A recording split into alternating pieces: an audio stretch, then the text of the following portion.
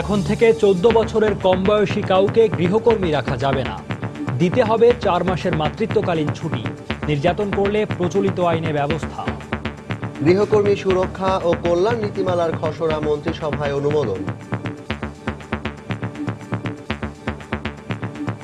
14তে যারা তারা হালকা কাজ করতে পারবে, 18-র উপরে যারা তারা হালকা বাড়ি সব ধরনের কাজ করতে পারবে। শ্রমিকদের জন্য যেরকম 4 মাসের ছুটির ব্যবস্থা আছে, এখানেও একই ধরনের ছুটি। এটাকে 4 মাস না বলে 16 সপ্তাহ বলা হয়েছে। দেখছিলেন প্রধান শিরোনাম। রাত 11টার সময় সঙ্গে আছি আমি জাফর সাদিক এবং আমি সৌমিত্র শুভ্র। এবার অন্যান্য শীর্ষ সংবাদ। বাংলাদেশিদের জন্য ওমরাহ ভিসার উপর নিষেধাজ্ঞা তুলে নিল সৌদি সরকার। চিঠি পেয়ে স্বাগত জানালেন ধর্মমন্ত্রী। দলীয় প্রতীকে নির্বাচন আওয়ামী লীগের ষড়যন্ত্র। পৌর নির্বাচনে সেনা মোতায়েনের দাবি BNP chairperson Begum Khaleda Zia.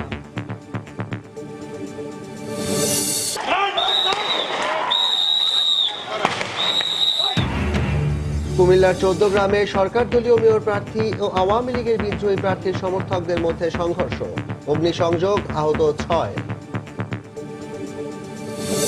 Miss Universe 2015 is Philippines. ফিলিপিন্সের সুন্দরী পিয়া আলানজোর মাথায় মিস ইউনিভার্সের মুকুট। ভুল নাম ঘোষণায় অনুষ্ঠানে চরম নাটকীয়তা।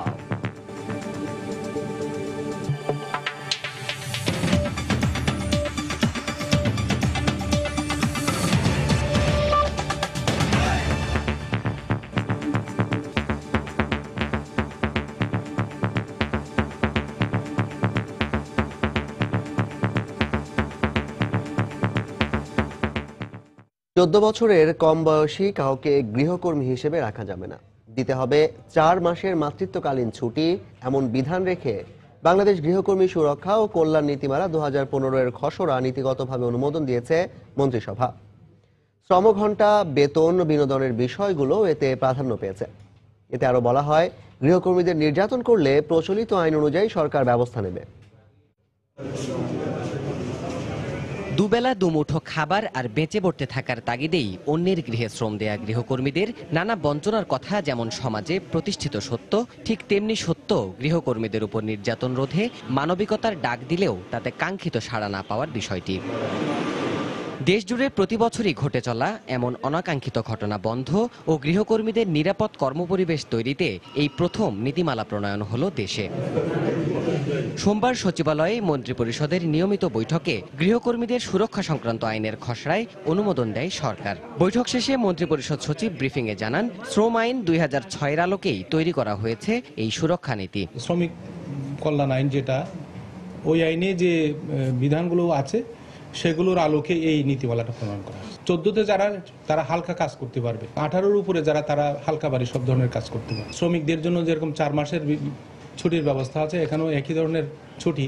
এটাকে 4 মাস না বলে 16 সপ্তাহ বলা হয়েছে। ওই নীতিমালায় গৃহকর্মীর ছুটি, পারিশ্রমিক সহ মৌলিক বেশ কিছু বিষয়ের উপর আইনি নির্দেশনা অন্তর্ভুক্ত করা হয়েছে জানিয়ে সচিব বলেন, বেতন ও শ্রমঘণ্টা গৃহকর্তার সাথে আলোচনা সাপেক্ষেই নির্ধারিত হবে।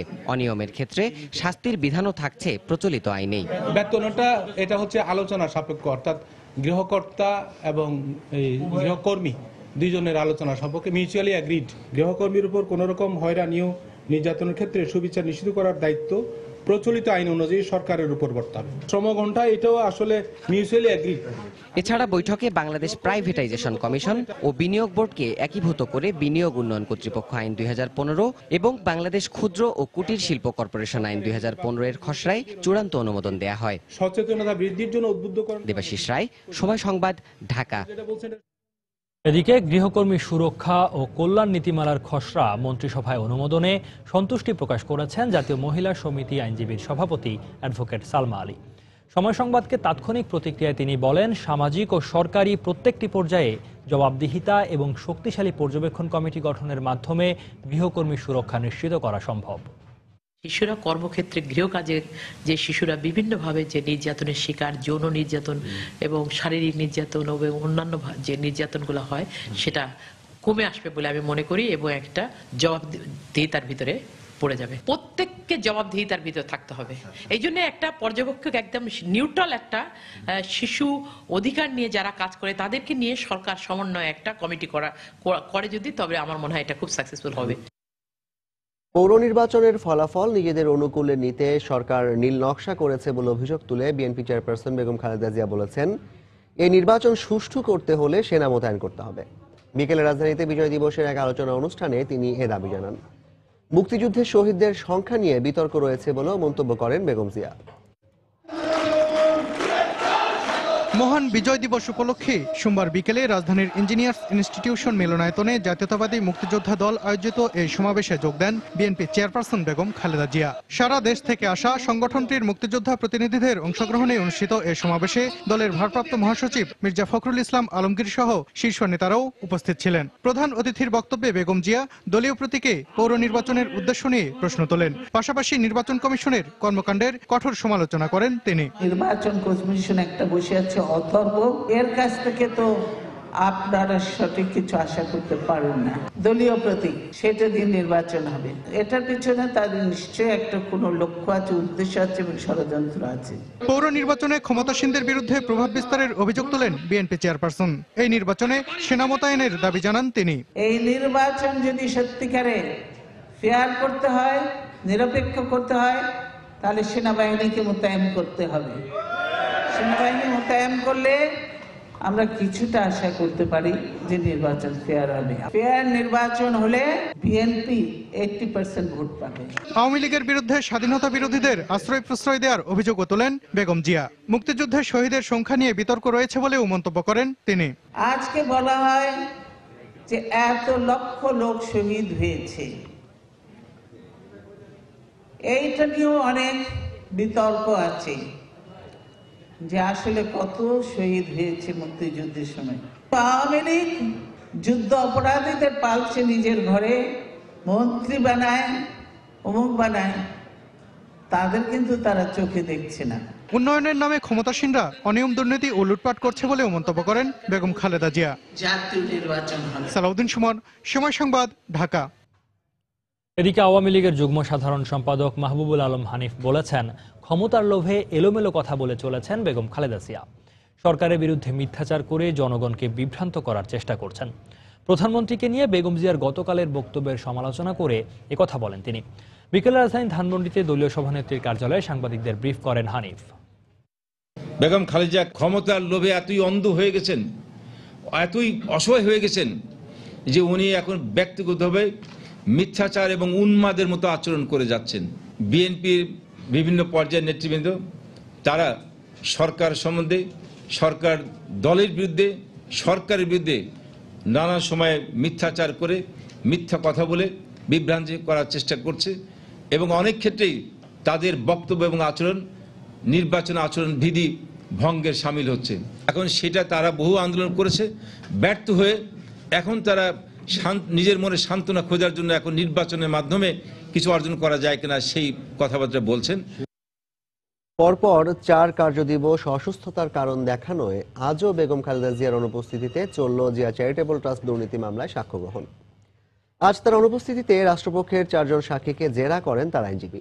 শুরু হয় তদন্ত কর্মকর্তার সাক্ষ্য গ্রহণ। দুদকের আইনজীবী জানান 31 ডিসেম্বর শেষ হবে রাষ্ট্রপক্ষের সাক্ষ্য গ্রহণ। অন্যদিকে বেগম জিয়ার আইনজীবীর অভিযোগ, তড়িঘড়ি করে মামলার বিচার কাজ শেষ করা হচ্ছে। জিয়া চ্যারিটেবল ও অরফানেজ ট্রাস্ট দুর্নীতি মামলায় সবশেষ 9 সেপ্টেম্বর আদালতে হাজির হন মামলার প্রধান আসামি বেগম খালেদা জিয়া। এরপর 2 মাসেরও বেশি সময় ধরে লন্ডনে চিকিৎসা শেষে 21 নভেম্বর দেশে ফিরলেও পরপর 4 কার্যদিবস আদালতে যাননি তিনি।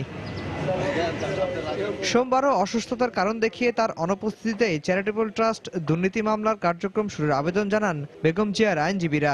আদালত অনুমতি দিলে রাষ্ট্রপক্ষের 4 জন সাক্ষীকে জেরা করেন তারা। এরপর রাষ্ট্রপক্ষের 31তম সাক্ষী আদালতে সাক্ষ্য দেন। দুদকের আইনজীবী জানান, আগামী 31 ডিসেম্বর তদন্ত কর্মকর্তার সাক্ষ্য গ্রহণের মধ্য দিয়ে রাষ্ট্রপক্ষের সাক্ষ্য গ্রহণ শেষ হবে। আমাদের সাক্ষীর বক্তব্য 31 ডিসেম্বর 2015 সালে ইনশাল্লাহ আমরা শেষ করে দিতে পারবো। বাকি পর্ব থাকবে আসামি পক্ষের জেরা। তারা তাদের জেরার কার্যক্রম শেষ করলে পরবর্তী কার্যক্রম 342 এবং আর্গুমেন্টের মাধ্যমে মামলাটা আমরা নিষ্পত্তির পথে যেতে পারবো। বেগম জিয়ার আইনজীবীর অভিযোগ তড়িঘড়ি করে মামলা শেষ করা হচ্ছে। আমরা বেগম খালেদার পক্ষ থেকে ন্যায় বিচার চাই এবং অন্যান্য দেশে অন্যান্য মামলা যারা অভিযুক্ত আছেন তারা যেরকম আইনের চোখে যেভাবে ট্রিটমেন্ট পায় এক বেগম খালেদা একইভাবে ট্রিটমেন্ট দাবি করে। জিয়া চ্যারিটেবল ট্রাস্টের নামে 3,15,43,000 টাকা অবৈধ লেনদেনের অভিযোগে বেগম জিয়া সহ 4 জনের বিরুদ্ধে মামলাটি করে দুদক। আর জিয়া অরফানেজ ট্রাস্ট দুর্নীতি মামলার পরবর্তী দিন ধার্য রয়েছে 14 জানুয়ারি। আফজাল হোসেন, সময় সংবাদ, ঢাকা। বাংলাদেশিদের জন্য ওমরা ভিসার ওপর নিষেধাজ্ঞা তুলে নিয়েছে সৌদি সরকার। আজ royal embassy of Saudi Arabia বাংলাদেশের ধর্ম মন্ত্রণালয়কে এক চিঠিতে এ তথ্য জানিয়েছে। গত বছরের ডিসেম্বর থেকে এবছরের মার্চ মাস পর্যন্ত প্রায় 50,000 বাংলাদেশি ওমরা পালনের জন্য সৌদি আরবে গিয়ে দেশে ফেরত না আসার অভিযোগে বাংলাদেশিদের জন্য ওমরা ভিসা সম্পূর্ণভাবে বন্ধ করে দেয়া হয়। চলতি বছরের মার্চ মাস থেকে বাংলাদেশিদের জন্য সৌদি আরব সরকার এই নিষেধাজ্ঞা জারি করেছিল।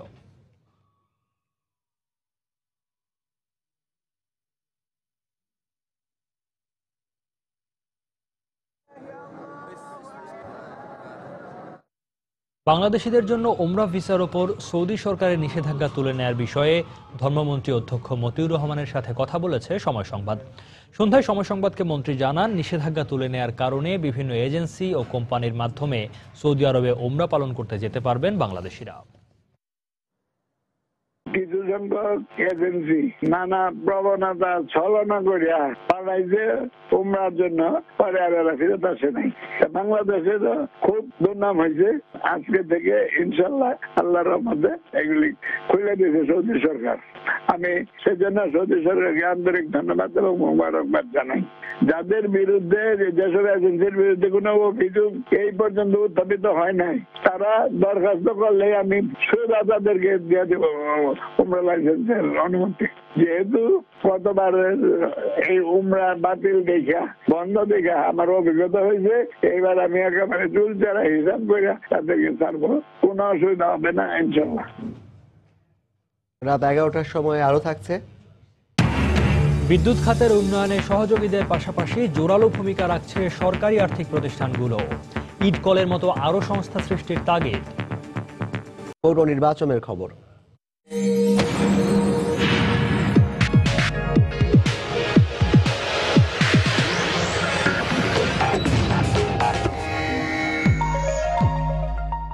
কুমিল্লার 14 গ্রামে সরকার দলীয় মেয়র প্রার্থী ও আওয়ামী লীগের বিদ্রোহী মেয়র প্রার্থীর সমর্থকদের মধ্যে ধাওয়া পাল্টা ধাওয়া ও অগ্নিসংযোগের ঘটনা ঘটেছে।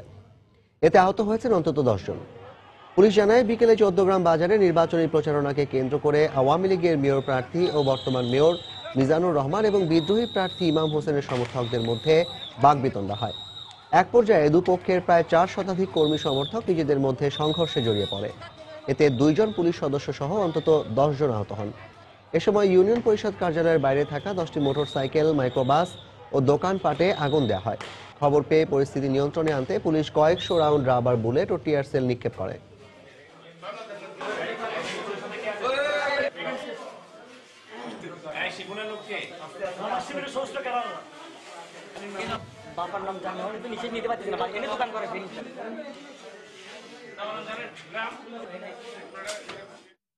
পৌর নির্বাচনকে দলীয় প্রভাবমুক্ত রাখতে প্রধানমন্ত্রীর সহযোগিতা কামনা করেছে নির্বাচন কমিশন।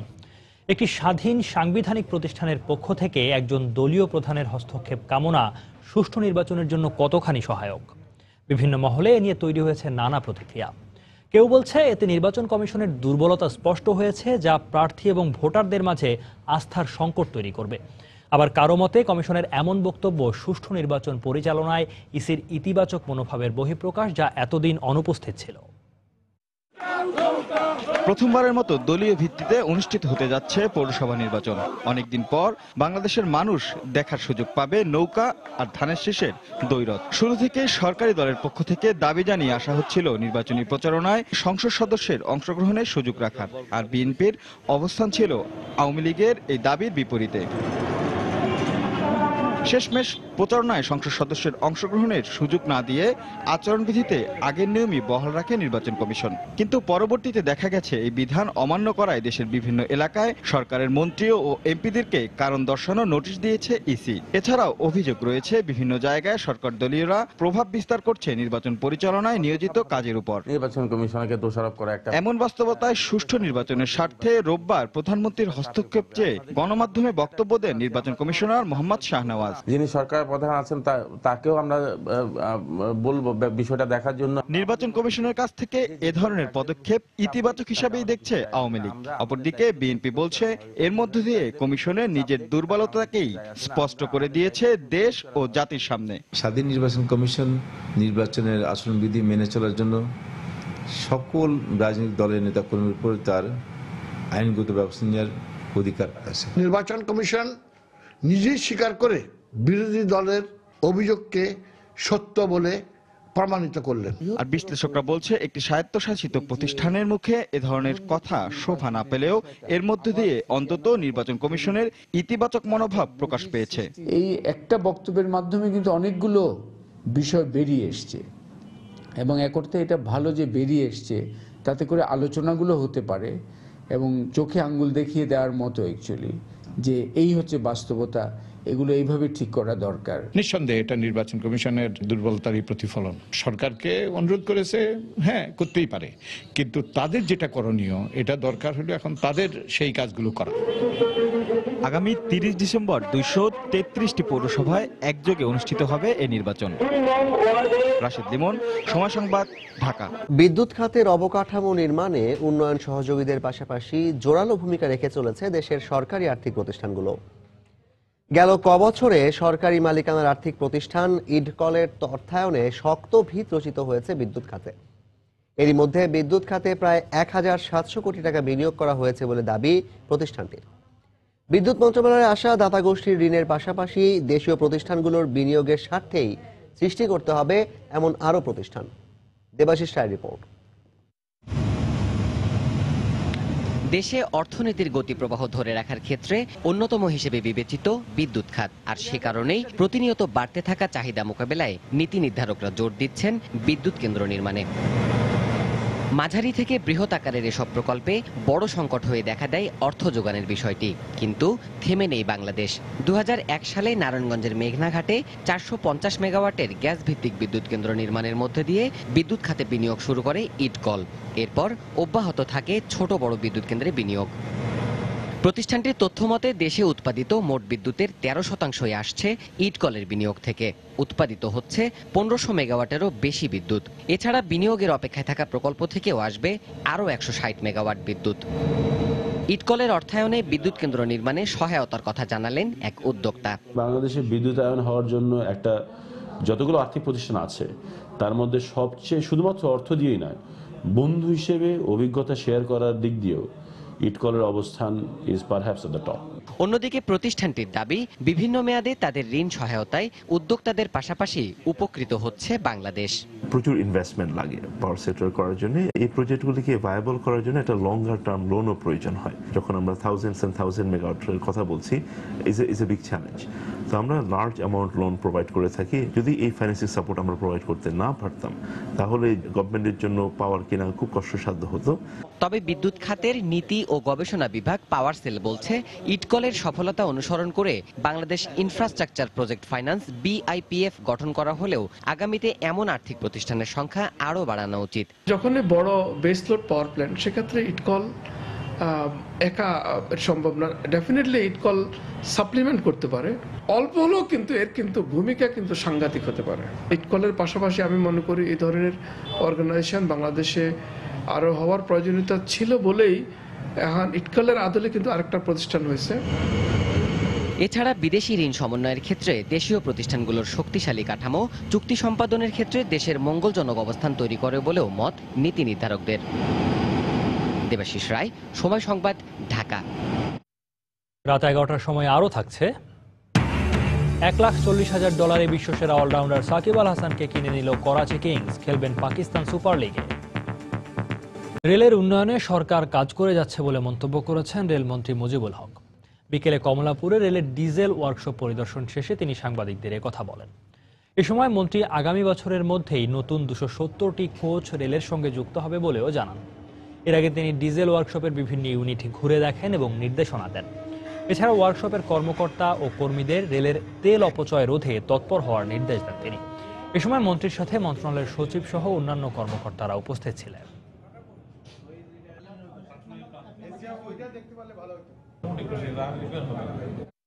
নতুন নতুন রেললাইন নির্মাণ করে যাচ্ছি, আমরা বড় বড় ব্রিজ করে যাচ্ছি। আমরা আপনি নিশ্চয় জানেন যে আমরা ফর্দা রেল লিঙ্কের কাজ শুরু করেছি। এর মাঝে আমরা অনেক দূরে গিয়েছি। চায়না এক্সপার্ট এবং আমাদের দেশের এক্সপার্ট আমাদের ডিজি সাহেবের অধীনে আমরা এখানে একটা জয়েন্ট ওয়ার্কিং গ্রুপ কাজ করেছে। আমরা অনেক দূরে গিয়েছি। অমর একুশে গ্রন্থমেলা 2016 নির্বিঘ্নে সম্পন্ন করতে নিশ্চিদ্র নিরাপত্তা ব্যবস্থা গ্রহণ করা হয়েছে বলে জানিয়েছেন সংস্কৃতি মন্ত্রী আসাদুজ্জামান নূর। আজ বাংলা একাডেমি সভাকক্ষে মেলার প্রস্তুতির বিষয়ে আইন শৃঙ্খলা বাহিনী সহ মেলার সঙ্গে সংশ্লিষ্ট বিভিন্ন বিভাগের সঙ্গে একান্ত বৈঠকের পর সংবাদ সম্মেলনে কথা জানান তিনি। যে কোনো ধরনের অনাকাঙ্ক্ষিত ঘটনা এড়াতে বাড়তি নিরাপত্তা ব্যবস্থার অংশ হিসেবে এবার মেলার আশপাশের দীর্ঘ এলাকাকে সিসি ক্যামেরার আওতায় আনা হচ্ছে এবং সার্বক্ষণিক পর্যবেক্ষণের জন্য মেলায় ওয়াচ টাওয়ারের ব্যবস্থাও থাকছে বলে জানান মন্ত্রী। এছাড়াও প্রতিবারের মতো এবারও মেলায় ফায়ার সার্ভিস, বিদ্যুৎ বিভাগ ও পরিচ্ছন্নতা কর্মী এবং স্বাস্থ্যকর্মীরা সার্বক্ষণিক সেবাদানে নিয়োজিত থাকবে বলেও সংবাদ সম্মেলনে জানানো হয়।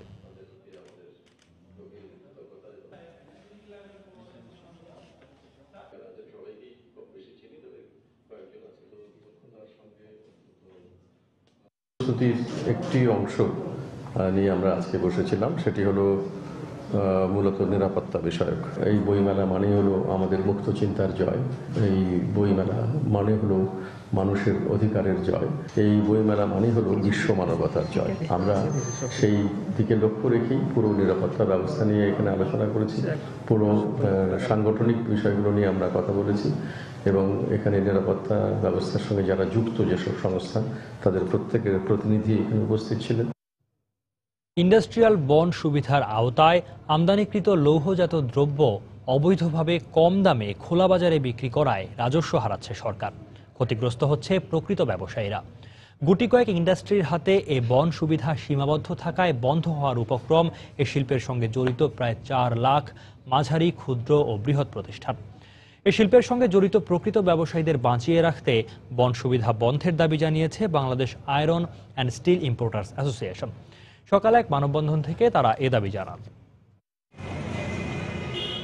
বন্ড সুবিধা বাতিল সহ 8 দফা দাবিতে গত কয়েকদিন ধরেই রাজধানী সহ সারা দেশে দোকানপাট বন্ধ করে আন্দোলন করে আসছেন ব্যবসায়ীরা। ব্যবসায়ীদের দাবি, হাতে গোনা কিছু ইন্ডাস্ট্রি সরকারের কাছ থেকে বন্ড সুবিধা নিয়ে লৌহজাত পণ্য আমদানি করে অবৈধভাবে খোলা বাজারে বিক্রি করছেন। এর ফলে আর্থিকভাবে ক্ষতিগ্রস্ত হচ্ছে এই শিল্পের সঙ্গে জড়িত প্রায় 4 লাখ প্রতিষ্ঠান। বন্ডের সুবিধায় তাদের প্রয়োজন হয় 1000 টন, তারা নিয়ে আসছে 20,000 মেট্রিক টন এনে তারা খোলা বাজারে বিক্রি করছে। এইখানে আমাদের লৌহ এই ইম্পোর্টার সবাই মিলে, বড় ক্ষুদ্র মাঝারি সব বিজনেসম্যান মিলে এখানে 1 কোটি লোক জড়িত। আজকে এই লৌহ ব্যবসা শেষের দিকে। আমাদের ছেলেপেলে আছে, আমাদের সংসার আছে, লেবাররা, কর্মচারীরা আজকে তারা বেতন দিতে পারছে না। রাজস্ব ফাঁকি দিয়ে তারা বন্ডের মাল খোলা বাজারে বিক্রি করে আমাদের ব্যবসায়ীদেরকে পথে নামিয়ে দিয়েছে। সকালে রাজধানীর বংশালে এক মানববন্ধনে অংশ নিয়ে ব্যবসায়ীরা দাবি জানান, প্রকৃত ব্যবসায়ীরা সরকারকে কোটি কোটি টাকা রাজস্ব দিয়ে লৌহজাত পণ্যের কাঁচামাল আমদানি করলেও কিছু প্রতিষ্ঠান বন্ড সুবিধায় নামমাত্র শুল্ক দিয়ে হাজার হাজার কোটি টাকা লুটে নিচ্ছে। অবিলম্বে এই বন্ড সুবিধা বাতিলের দাবি জানান তারা। যদি বন্ডের মাল খোলা বাজারে বিক্রি বন্ধ না হয় তাহলে আমরা এই 1 কোটির উপরে লোক আমরা ক্ষতিগ্রস্তের সম্মুখীন হব। আমরা চাচ্ছি এই বন্ডের অবৈধ মাল যাতে তারা খোলা বাজারে বিক্রি না করতে পারে এবং আমরাও যাতে ব্যবসা করতে পারি। এদিকে দাবি আদায় না হওয়া পর্যন্ত অনির্দিষ্টকালের ধর্মঘটের ডাক দিলেও স্থানীয় সংসদ সদস্যের আশ্বাসের ভিত্তিতে ধর্মঘট তুলে নেন ব্যবসায়ীরা। জুনায়েদ আল হাবিব, সময় সংবাদ, ঢাকা।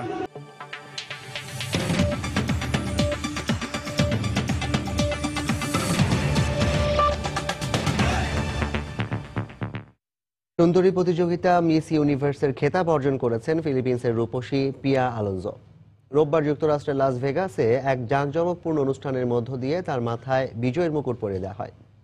তবে অনুষ্ঠানের উপস্থাপক ভুলে প্রথমে মিস ইউনিভার্স হিসেবে মিস কলম্বিয়ার নাম ঘোষণা করায় এক নাটকীয়তার সৃষ্টি হয় এবারের মঞ্চে। মিস ইউনিভার্সের ইতিহাসে এমন ঘটনা আর কখনোই ঘটেনি। বিজয়ীর নাম ভুল করা তো আর চারটিখানি কথা নয়, কিন্তু এবার তাই ঘটল সুন্দরী প্রতিযোগিতা মিস ইউনিভার্সের মঞ্চে। উপস্থাপক স্টিভ হার্ভে যখন প্রথমে বিজয়ী হিসেবে মিস কলম্বিয়ার নাম ঘোষণা করেন, তখন এমন হতভম্বই হয়ে যান অনেকে। শুধু তাই নয়, মুকুটও পরিয়ে দেওয়া হয় মিস কলম্বিয়া আরিয়াদনা গুয়েতেরেজের মাথায়। কিছুক্ষণ যেতে না যেতে আবারও ঘোষণা দেন স্টিভ হার্ভে। প্রথমে নিজের ভুলের জন্য চেয়ে নেন ক্ষমা। পরে মিস ইউনিভার্স 2015 বিজয়ী হিসেবে ফিলিপিন্সের রূপসী পিয়া আলোনজোর নাম ঘোষণা করেন। আবারও করতালিতে মুখর হয়ে ওঠে চৌকস সুন্দরীদের আসর। পিয়া অবশ্য এই ঘটনায় ক্ষুব্ধ হয়ে ওঠেননি, বরং আলিঙ্গন করেই আরিয়াদনাকে শুভেচ্ছা জানান তিনি। 26 বছর বয়সে পিয়ার জন্ম জার্মানিতে, তবে এখন ফিলিপিন্সের কাগায়ান দে অরোতে থাকেন তিনি। এই সুন্দরী বহু আগেই অভিনয়কে পেশা হিসেবে বেছে নিয়েছেন। 5 ফুট 8 উচ্চতার এই রূপসীর মডেলিং এর জগতেও বেশ নামডাক আছে। প্রতিযোগিতায় প্রথম রানার আপ হয়েছেন মিস কলম্বিয়া এবং দ্বিতীয় রানার আপ মার্কিন সুন্দরী অলিভিয়া জার্ডান। তানজিব বুনিয়াদ, সময় সংবাদ।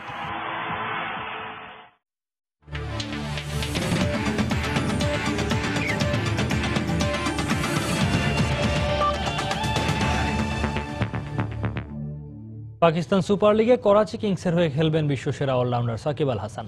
সোমবার পিএসএল এর নিলাম অনুষ্ঠানে করাচি কিংস প্রায় $1,40,000 কিনে নেয় প্লাটিনাম গ্রুপের খেলোয়াড় সাকিবকে।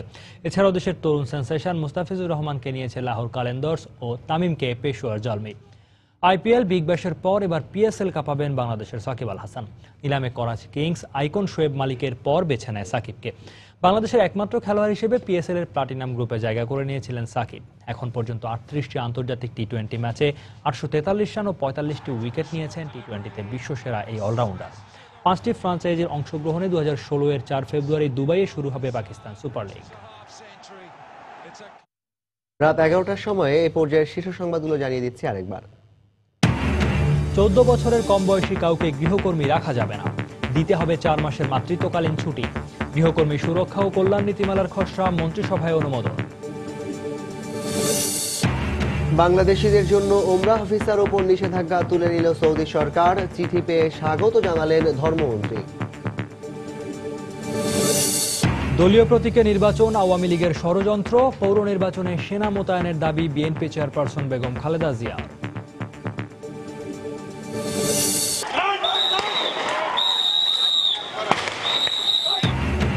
কুমিল্লার 14 গ্রামে সরকার দলীয় মেয়র প্রার্থী ও আওয়ামী লীগের বিদ্রোহী প্রার্থীর সমর্থকদের মধ্যে সংঘর্ষ, অগ্নিসংযোগ, আহত 10। Miss Universe 2015 is Philippines. ফিলিপিন্সের সুন্দরী পিয়া আলানজোর মাথায় মিস ইউনিভার্সের মুকুট, ভুল নাম ঘোষণায় অনুষ্ঠানে চরম নাটকীয়তা। এই ছিল রাত 11টার সময়। যে কোনো খবর পেতে ভিজিট করুন সময়নিউজ.tv। সঙ্গে থাকুন সময়।